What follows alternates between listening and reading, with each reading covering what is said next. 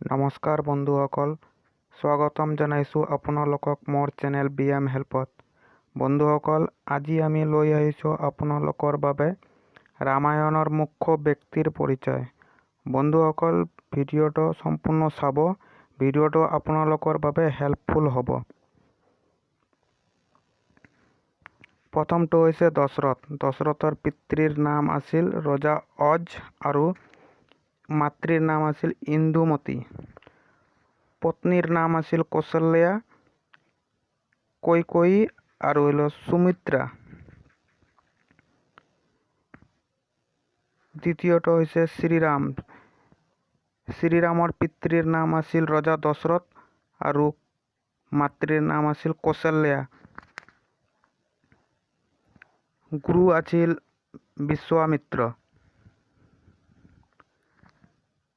ভাতৃ ভৰত, লক্ষণ, শত্ৰুঘ্ন আৰু ভনী আছিল সন্তা।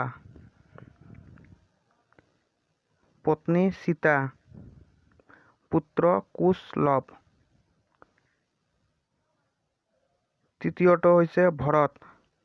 ভৰতৰ মাতৃৰ নাম আছিল কৈকেয়ী, পত্নী আছিল মাণ্ডৱী, পুত্ৰ আছিল ত্বক আৰু পুষ্কল।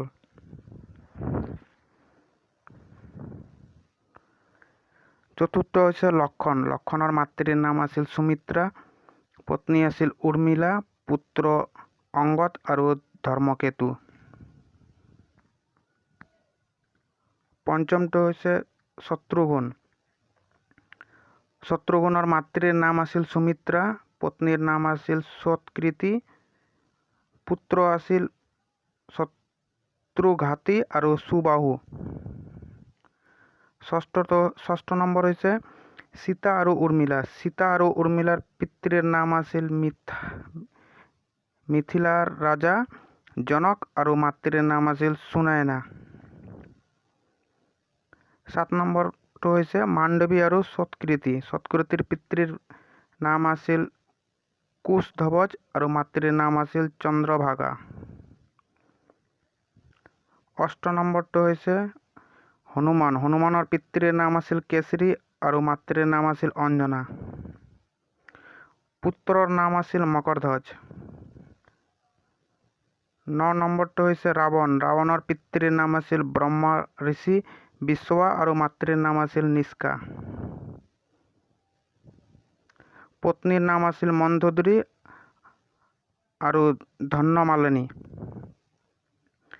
ভাতৃ আছিল কুম্ভকৰ্ণ, ভীষ্ম আৰু ভনী আছিল শূৰ্পণখা। 10 নম্বৰটো হৈছে বালি। বালিৰ পত্নী আছিল তাৰা, ভাতৃ আছিল সুগ্ৰীৱ, পুত্ৰ আছিল অংগদ। বন্ধুসকল, যদি ভিডিঅ'টো ভাল লাগিছে তেনেহ'লে লাইক কৰিব, ছাবস্ক্ৰাইব কৰিব আৰু বেল আইকনটো বজাই দিব।